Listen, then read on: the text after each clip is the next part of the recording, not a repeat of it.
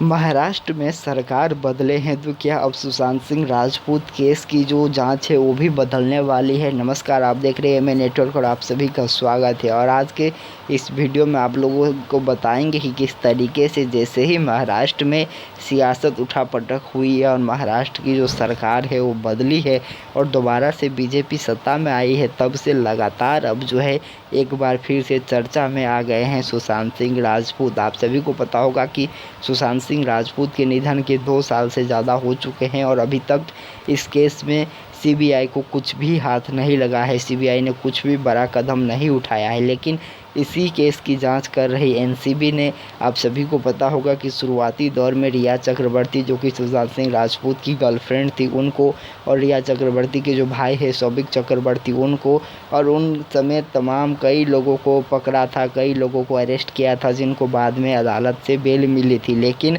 अब एक बार फिर से एनसीबी चर्चा में है, क्योंकि आप सभी को जैसा कि हमने पहले भी बताया है कि एनसीबी ने 2 आरोप लगाए हैं रिया चक्रवर्ती और उनके समेत जितने भी आरोपी इस केस में हैं उन सभी के ऊपर। पहला आरोप तो सीधे तौर पर रिया चक्रवर्ती पर लगाया गया है और रिया चक्रवर्ती पर ये आरोप लगाया गया है कि उन्होंने कई बार गांजा खरीद करके सुशांत सिंह राजपूत को दिए हैं।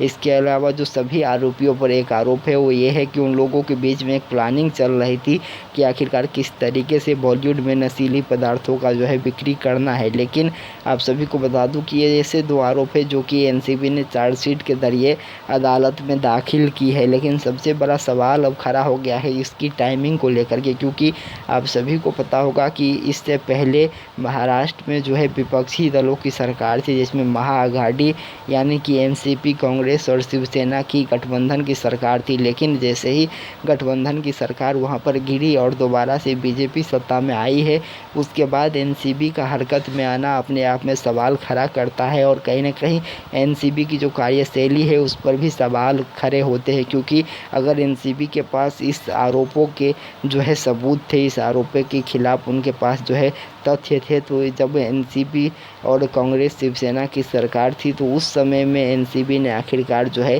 क्यों इन बातों को सामने नहीं रखा, क्यों जो है अपना चार्जशीट दाखिल नहीं किया। लेकिन जैसे ही बीजेपी की सरकार बनी है तब एनसीबी फिर क्यों इतना ज़्यादा हरकत में आई है, ये सवाल खड़ा होता है। और ख़ास करके अगर टाइमिंग को देखेंगे तो ये बिल्कुल संदेह के घेरे में है कि क्या एनसीबी जो है किसी सरकार की, किसी पार्टी के दबाव में आकर के काम कर रही है।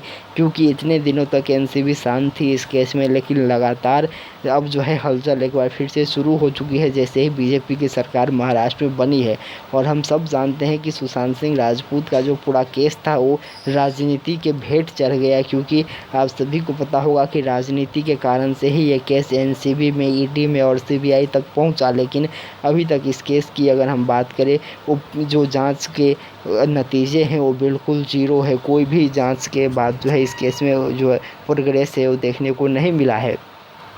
अगर इस केस में हम एनसीबी की कुछ गिरफ्तारियों को छोड़ दें तो उसके अलावा चाहे ईडी हो या फिर सीबीआई, उन दोनों ने कोई भी बड़ा एक्शन नहीं लिया है। और जो सूत्र है उनके दावे हैं कि इस केस में ईडी सीबीआई को कुछ मिला भी नहीं है। तो सबसे बड़ा सवाल यही खड़ा होता है कि अगर 2 साल से केस की जांच चल रही है और अभी तक कुछ मिला नहीं है तो किस बेसिस पर जो है इस केस को इतना ज़्यादा आगे लटकाया जा रहा है, भटकाया जा रहा है। तो ये सारे सवाल अपने जगह पर है, क्योंकि इस केस को पूछने वाला अब कोई नहीं है। आप लोग देखते होंगे कि मीडिया में इस केस की बिल्कुल भी अब चर्चा भी नहीं होती है। तो ये तमाम सवाल है और एनसीबी की भी सवाल है, जो कि टाइमिंग एनसीबी की इस तरीके की है कि अब ये सवालों के घेरे में है, संदेह की घेरे में है।